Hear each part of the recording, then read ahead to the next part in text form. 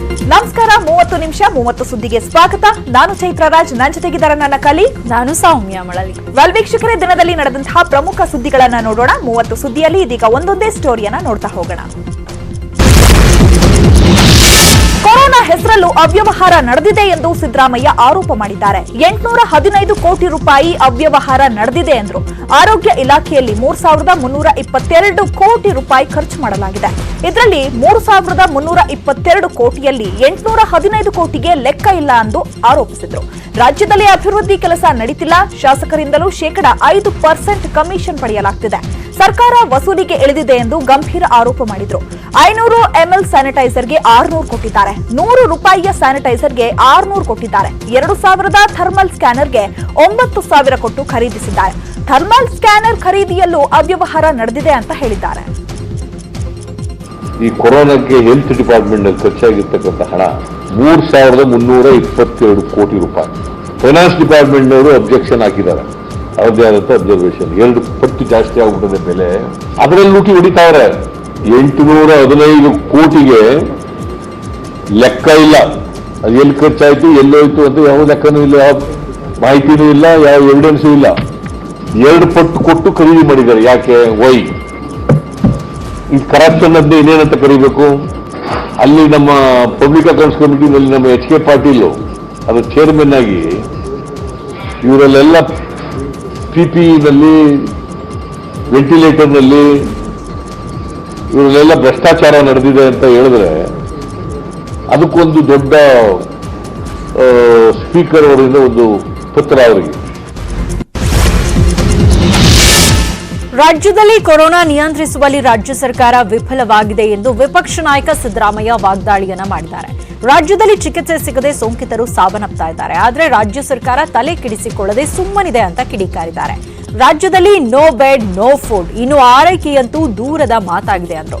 ರಾಜ್ಯದಲ್ಲಿ 30ರಿಂದ 40 ಸಾವಿರ ಬೆಡ್ ವ್ಯವಸ್ಥೆಯನ್ನ ಮಾಡಿಕೊಳ್ಬೇಕಾಗಿತ್ತು. ಸರ್ಕಾರ ಹೇಳಿದಷ್ಟು ಬೆಡ್ಗಳು ಲಭ್ಯವಾಗ್ತಾ ಇಲ್ಲ, ಕೇವಲ ಪುಸ್ತಕದಲ್ಲಿ ಮಾತ್ರ ಬೆಡ್ಗಳಿವೆ ಅಂತ ಹೇಳಿದ್ರು. 1.5 ತಿಂಗಳಲ್ಲಿ 40 ಸಾವಿರ ಕೇಸ್ಗಳು ಬರ್ತವೆ ಅಂತ ತಜ್ಞ ವೈದ್ಯರು ಹೇಳಿದ್ದಾರೆ. ಮಾಹಿತಿ ಕೇಳಿದ್ರೆ ಸರ್ಕಾರ ನನಗೆ ನೀಡ್ತಾ ಇಲ್ಲ, ಒಂದೂ ಮಾಹಿತಿಯನ್ನ ಕೊಡ್ತಾ ಇಲ್ಲ. ಪ್ರಧಾನಿ ಹಾಗೂ ಸಿಎಂ ಪರಿಹಾರ ನಿಧಿಗೆ ಎಷ್ಟು ಹಣ ಬಂದಿದೆ ಅಂದ್ರೆ ಮಾಹಿತಿಯನ್ನ ಕೊಡ್ತಾ ಇಲ್ಲ ಅಂತ ವಾಗ್ದಾಳಿಯನ್ನ ಮಾಡಿದ್ರು. ನೀವು ಯಾಕೆ ಬೆಡ್ಗಳನ್ನ ಕನಿಷ್ಠ ಪಕ್ಷ ಇಲ್ಲಿವರೆಗೆ ಒಂದು 30-40 ಸಾವಿರ ಮಾಡಿ ಇಟ್ಕೋಬೇಕಾಗಿತ್ತು? ಇನ್ನು 1.5 ತಿಂಗಳಲ್ಲಿ ಬೆಂಗಳೂರು ಒಂದರಲ್ಲೇ 40,000 ಕೇಸಸ್ ಹೆಚ್ಚಾಗ್ತವೆ ಅಂತ. ಚೀಫ್ ಮಿನಿಸ್ಟರ್ ಫಂಡ್ಗೆ ಎಷ್ಟು ದುಡ್ಡು ಬಂತು? So far they are not disclosed it all. Chief minister ಫಂಡ್ಗೆ ಕರ್ನಾಟಕದಲ್ಲಿ 290 ಕೋಟಿ ಬಂದಿದೆ ಅಂತ.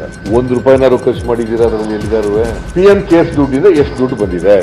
ನನ್ನ ಪ್ರಕಾರ 60,000 ಕೋಟಿ ರೂಪಾಯಿನಷ್ಟು ಬಂದಿದೆ. ಇವತ್ತಿನವರಿಗೆ ಅದನ್ನು ಹೇಳಿಲ್ಲ. ದಟ್ ಇಸ್ ವೈ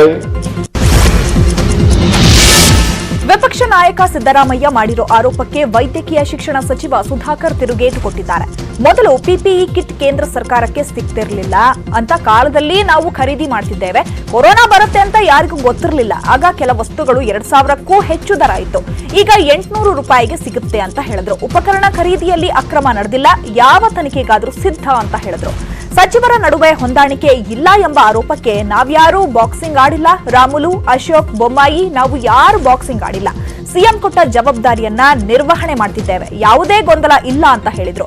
ಇನ್ನು ಸಿದ್ದರಾಮಯ್ಯ ಆರೋಪದ ಬಗ್ಗೆ ಮಾತನಾಡಿದ SR ವಿಶ್ವನಾಥ್, ಕೊರೋನಾದಿಂದ ದುಡ್ಡು ಮಾಡುವ ದರಿದ್ರ ಪರಿಸ್ಥಿತಿ ಸರ್ಕಾರಕ್ಕಿಲ್ಲ. ಕೊರೋನಾ ಬಂದು ಕೂಡಲೇ ಹೆದರಿದವರು ಸಿದ್ದರಾಮಯ್ಯನವರು, ಆದ್ರೆ ನಮ್ಮ ಸಿಎಂ ಕೊರೋನಾ ಬಂದ ನಂತರ ಹೊರಗೆ ಬಂದು ಕೆಲಸ ಮಾಡ್ತಿದ್ದಾರೆ ಅಂತ ತಿರುಗೇಟನ್ನ ಕೊಟ್ಟಿದ್ದಾರೆ. PPE ಕಿಟ್ಟು ಪ್ರಾರಂಭ ಆದಾಗ ತಮಗೆ ಗೊತ್ತಿದೆ, ಕೇಂದ್ರ ಸರ್ಕಾರಕ್ಕೇನೆ PPE ಕಿಟ್ ಸಿಗ್ತಾ ಇರಲಿಲ್ಲ. ಯಾರು ಕೂಡ ಈ ಕೋವಿಡ್ ಕಾಯಿಲೆ ಬರುತ್ತೆ ಅಂತ ಅನ್ಕೊಂಡ್ಲಿಲ್ಲ. ಯಾವ ತನಿಖೆ ಕೂಡ ನಾವು ಸಿದ್ಧ ಇದ್ವಿ.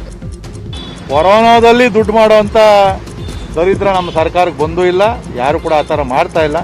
ಈ ಸಂದರ್ಭದಲ್ಲಿ ಅವರು ಕೂಡ ನಮ್ಮ ಜೊತೆಯಲ್ಲಿ ಸೇರಿಕೊಂಡು ಹೇಳ್ಬೇಕು, ನನಗೊಂದು ಆಸ್ಪತ್ರೆ ಇನ್ಚಾರ್ಜ್ ಕೊಡ್ರಿ, ನಾವು ಮಾಡ್ತೀವಿ, ಅಲ್ಲಿ ಏನಿದೆಯೋ ರೋಗಿಗಳದೆಲ್ಲ ವ್ಯವಸ್ಥೆ ಏನಾಗಬೇಕು, ಸರ್ಕಾರದಿಂದ ಖರ್ಚು ಕೊಡ್ಲಿ, ನಾವು ಮಾಡ್ತೀವಿ.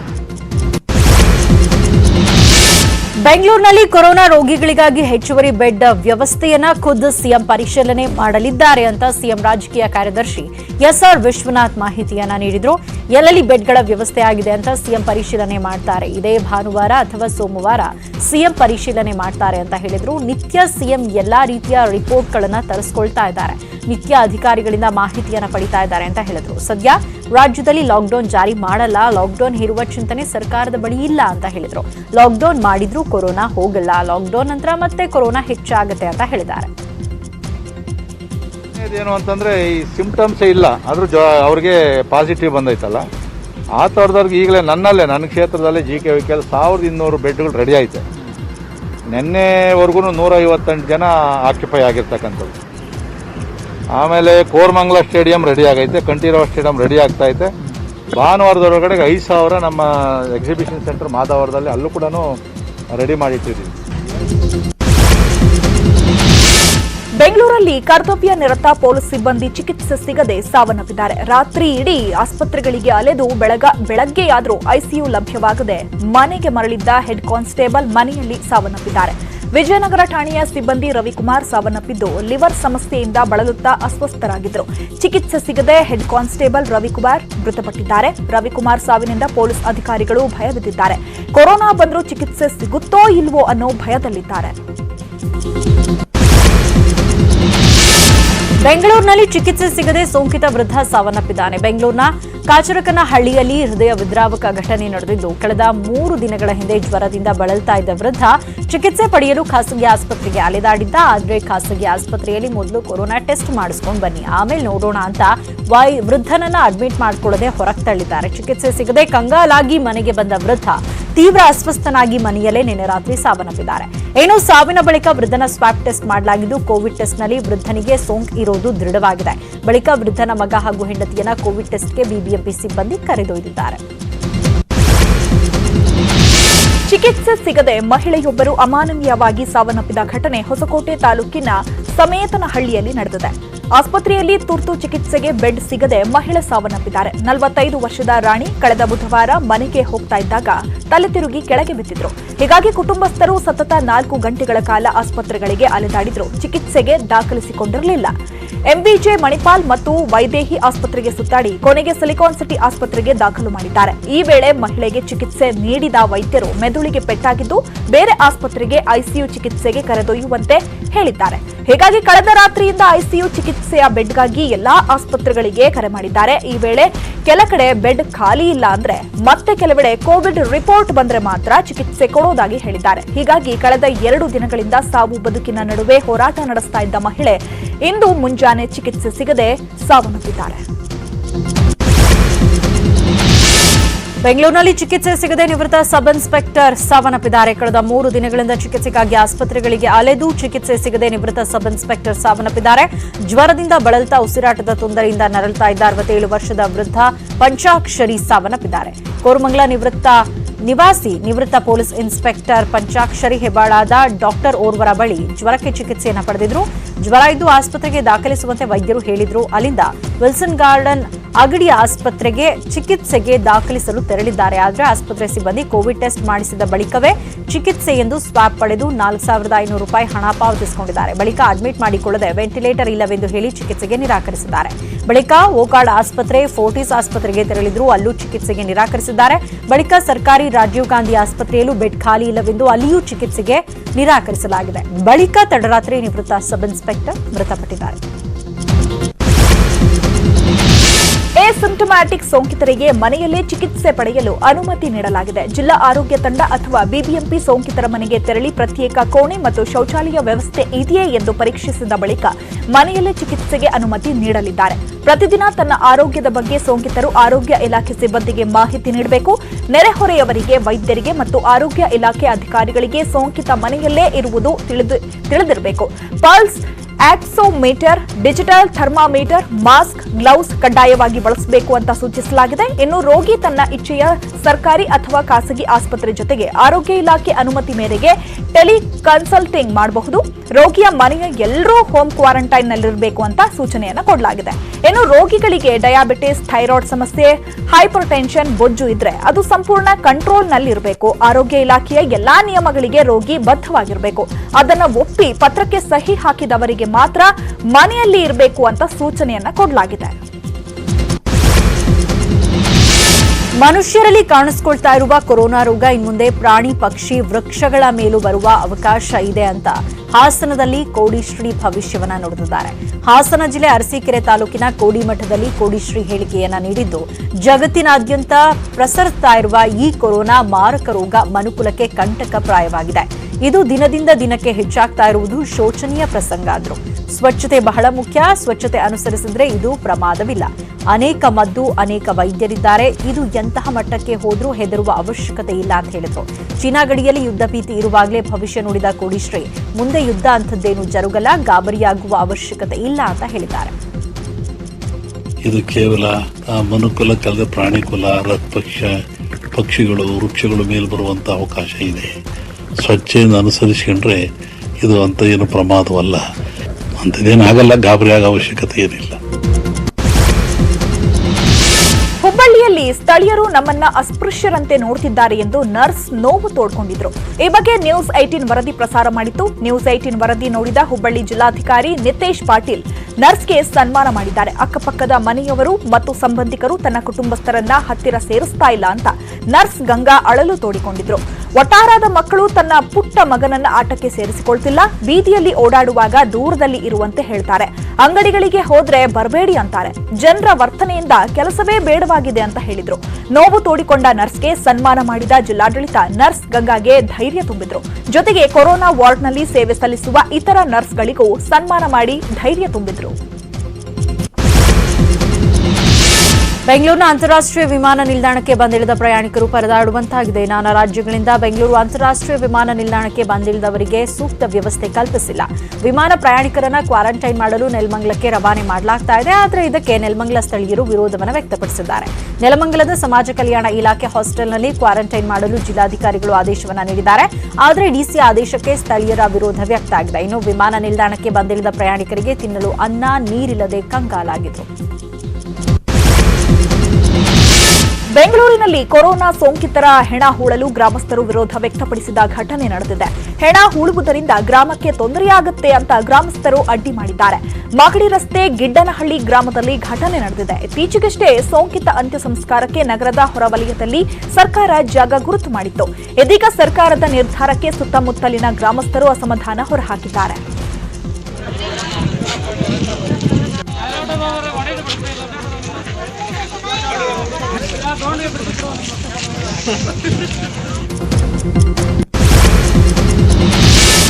ತುಮಕೂರು ಕೋವಿಡ್ ಆಸ್ಪತ್ರೆ ನಿಜಕ್ಕೂ ಕೊರೋನಾ ಸೋಂಕಿತರ ಪಾಲಿಗೆ ಕಾರಾಗೃಹಕ್ಕಿಂತ ಮತ್ತಷ್ಟು ಭೀಕರ ಆಗಿದೆ.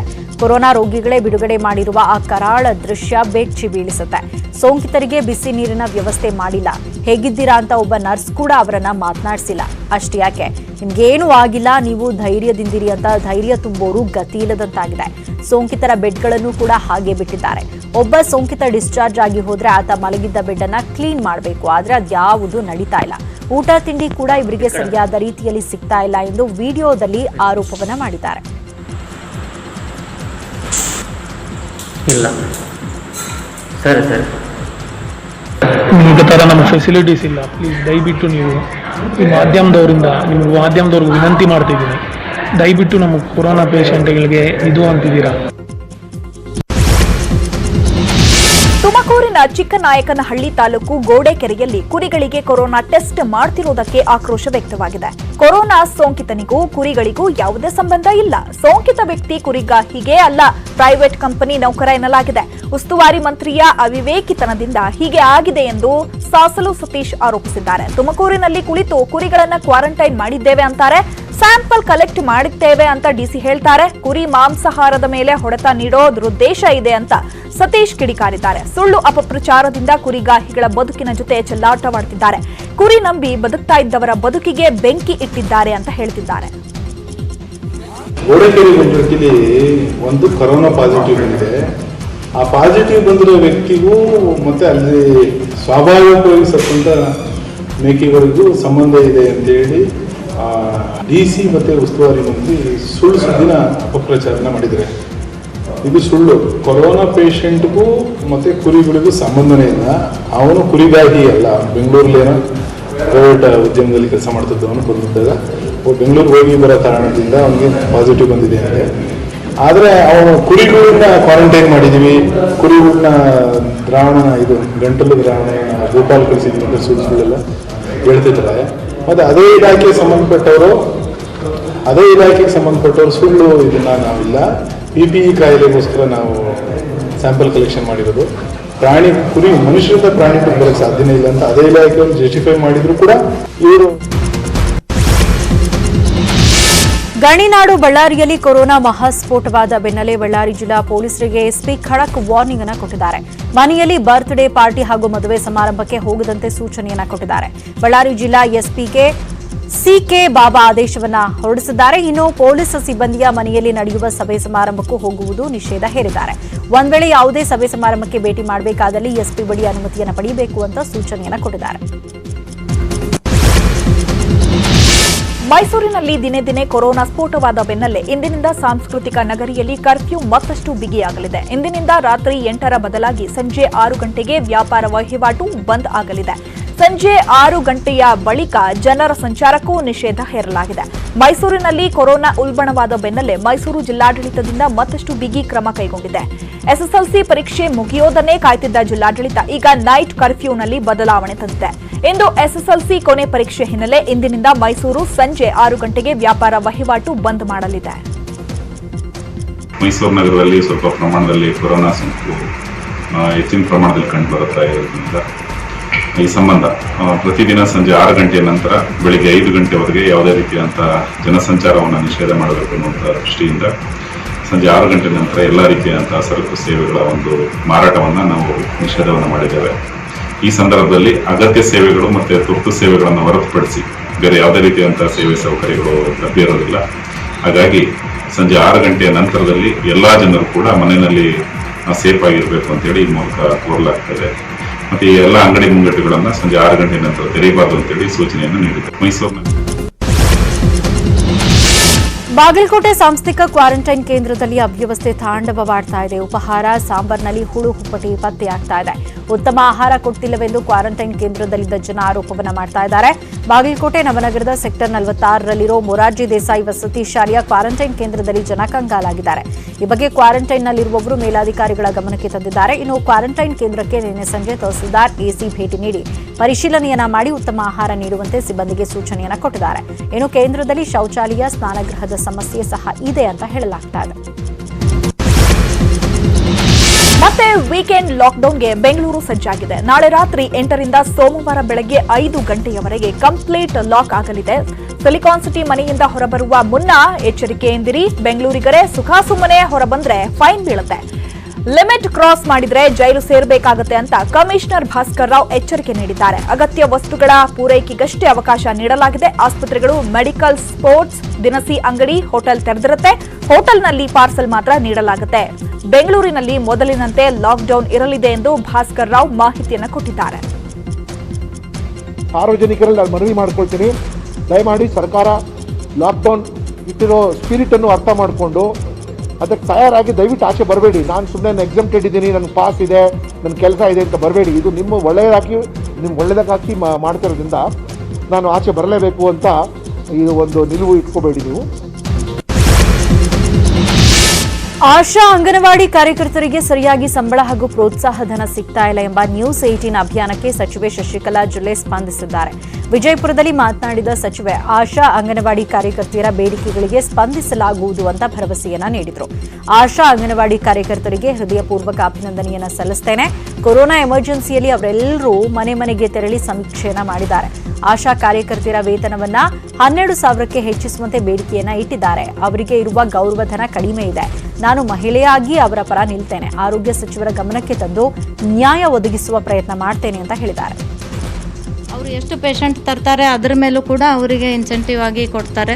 ಆ ರೀತಿಯಾಗಿ ಅವರು ಕೇಳೋದು ಕೂಡ ಒಂದು ರೀತಿಯಲ್ಲಿದ್ದರೆ ಅದನ್ನು ನಾನು ಒಬ್ಬ ಮಹಿಳೆಯಾಗಿ, ಮಹಿಳಾ ಸಚಿವೆಯಾಗಿ ಆಶಾ ಕಾರ್ಯಕರ್ತೆಯರ ಬೆಂಬಲಕ್ಕೆ ಇದ್ದು ಅದನ್ನು ನಮ್ಮ ಸಚಿವರಲ್ಲಿ, ನಮ್ಮ ಆರೋಗ್ಯ ಸಚಿವರಲ್ಲಿ ಮತ್ತು ಮುಖ್ಯಮಂತ್ರಿಗಳಲ್ಲಿ ಒಂದು ಮನವಿ ಮಾಡಿಕೊಳ್ಳುವಂಥ ಕಾರ್ಯ ನಾನು ಪ್ರಾಮಾಣಿಕವಾಗಿ ಮಾಡ್ತೀನಿ. ಉಳಿದ ಸುದ್ದಿಗಳನ್ನು ನೋಡೋಣ ಬ್ರೇಕ್ ಆದಮೇಲೆ.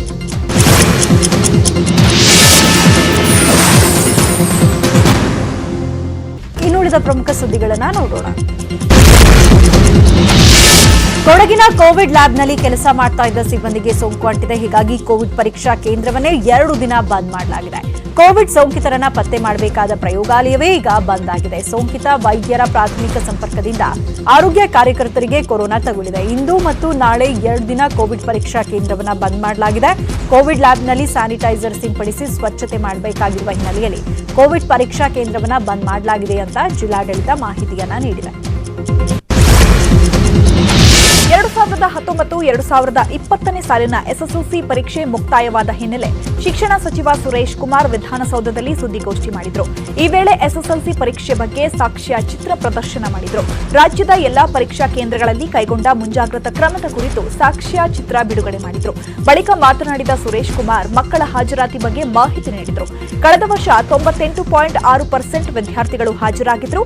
ಈ ಬಾರಿ ಕೇವಲ 0.6%ನಷ್ಟು ಹಾಜರಾತಿ ಕಡಿಮೆಯಾಗಿದೆ ಅಂತ ಮಾಹಿತಿಯನ್ನ ಕೊಟ್ಟರು. ಕೊರೋನಾದಿಂದ ಪರೀಕ್ಷೆ ತಡೆಯಾದರೂ ಮಕ್ಕಳು ಪರೀಕ್ಷೆಯನ್ನ ಬರೆದಿದ್ದಾರೆ ಅಂತ ಹೇಳಿದ್ರು. ಇಂದು ಎಸ್ಎಸ್ಎಲ್ಸಿ ಪರೀಕ್ಷೆ ಮುಕ್ತಾಯವಾಗಿದ್ದು ಪರೀಕ್ಷೆಗೆ ಶ್ರಮಿಸಿದವರಿಗೆ ಸಿಎಂ ಅಭಿನಂದನೆಯನ್ನ ಸಲ್ಲಿಸಿದರು. ಎಸ್ಎಸ್ಎಲ್ಸಿ ಪರೀಕ್ಷೆಯನ್ನು ಯಶಸ್ವಿಯಾಗಿ ನಡೆಸಲು ಶ್ರಮಿಸಿದ ಸಂಪುಟ ಸಹೋದ್ಯೋಗಿ ಸುರೇಶ್ ಕುಮಾರ್ ಹಾಗೂ ಶಿಕ್ಷಣ, ಆರೋಗ್ಯ ಮತ್ತು ಪೊಲೀಸ್ ಇಲಾಖೆಯ ಸಮಸ್ತ ಸಿಬ್ಬಂದಿಗೆ ಅಭಿನಂದನೆಗಳು ಅಂತ ಟ್ವೀಟ್ ಮಾಡಿದ್ದಾರೆ. ಹಾಗೆಯೇ ಪರೀಕ್ಷೆ ಸುಸೂತ್ರವಾಗಿ ನಡೆಸಲು ಸಹಕರಿಸಿದ ಪೋಷಕರು, ಸ್ವಯಂ ಸೇವಾ ಸಂಸ್ಥೆಗಳು, ವಿವಿಧ ಸಂಘಟನೆಗಳು ಹಾಗೂ ಸ್ವಯಂ ಸೇವಕರಿಗೆ ಧನ್ಯವಾದ ಹೇಳಿದರು. ರಾಜ್ಯಾದ್ಯಂತ ಇಂದು ಎಸ್ಎಸ್ಎಲ್ಸಿ ಪರೀಕ್ಷೆ ಮುಕ್ತಾಯವಾದ ಹಿನ್ನೆಲೆಯಲ್ಲಿ ಎಸ್ಎಸ್ಎಲ್ಸಿ ಪರೀಕ್ಷೆಗಳಿಗೆ ಪರೀಕ್ಷಾಧಿಕಾರಿಗಳು ಬೀಳ್ಕೊಡುಗೆ ನೀಡಿದರು. ಪರೀಕ್ಷೆ ಬರೆದು ಹೋಗುತ್ತಿರುವ ವಿದ್ಯಾರ್ಥಿಗಳಿಗೆ ಪುಷ್ಪಾರ್ಚನೆ ಮಾಡಿ ಬೀಳ್ಕೊಡುಗೆ ಕೊಟ್ಟರು. ಕೊರೋನಾ ಭೀತಿ ನಡುವೆ ಪರೀಕ್ಷೆ ಬರೆದ ವಿದ್ಯಾರ್ಥಿಗಳಿಗೆ ಪುಷ್ಪಗುಚ್ಛ ವಿತರಣೆ ಮಾಡಲಾಯಿತು. ಮಲ್ಲೇಶ್ವರಂನ ಕರ್ನಾಟಕ ಪಬ್ಲಿಕ್ ಶಾಲೆಯಲ್ಲಿ ಪರೀಕ್ಷಾಧಿಕಾರಿಗಳು ಮಕ್ಕಳಿಗೆ ಆಲ್ ದಿ ಬೆಸ್ಟ್ ಹೇಳಿದರು. ಬಿಜೆಪಿಯ ನೂತನ ಪರಿಷತ್ ಸದಸ್ಯರು ಇಂದು ಪ್ರಮಾಣ ವಚನ ಸ್ವೀಕಾರ ಮಾಡಿದ್ರು. ಎಂಟಿಬಿ ನಾಗರಾಜ್, ಶಂಕರ್, ಸುನಿಲ್ ವಲ್ಯಾಪುರೆ, ಪ್ರತಾಪ್ ಸಿಂಹ ನಾಯಕ್ರಿಂದ ಪ್ರಮಾಣ ವಚನ ಸ್ವೀಕಾರ ಮಾಡಲಾಯಿತು. ಸಭಾಪತಿ ಪ್ರತಾಪ್ ಚಂದ್ರ ಶೆಟ್ಟಿಯಿಂದ ಪ್ರಮಾಣ ವಚನ ಬೋಧನೆ ನಡೆಯಿತು. ಬಳಿಕ ಮಾತನಾಡಿದ ಶಂಕರ್, ನಾನು ಸಚಿವ ಸ್ಥಾನದ ಆಕಾಂಕ್ಷಿಯಲ್ಲ, ಆದರೆ ಸಿಎಂ ಭರವಸೆಯನ್ನ ನೀಡಿದ್ದಾರೆ, ಸಚಿವ ಸ್ಥಾನ ಸಿಗುವ ಭರವಸೆ ಇದೆ ಅಂತ ಹೇಳಿದರು. ಇನ್ನು ಎಂಟಿಬಿ ನಾಗರಾಜ್ ಮಾತನಾಡಿ, ಸಿಎಂ ಕೊಟ್ಟ ಮಾತಿನಂತೆ ಪರಿಷತ್ ಸದಸ್ಯರನ್ನಾಗಿ ಮಾಡಿದ್ದಾರೆ, ಮುಂದೆ ಸಚಿವ ಸ್ಥಾನ ನೀಡುವ ಭರವಸೆ ಇದೆ ಅಂತ ಹೇಳಿದರು. ಇನ್ನುಳಿದ 5 ಪ್ರಮುಖ ಸುದ್ದಿಗಳನ್ನು ನೋಡೋಣ ಬ್ರೇಕ್ ಆದ್ಮೇಲೆ.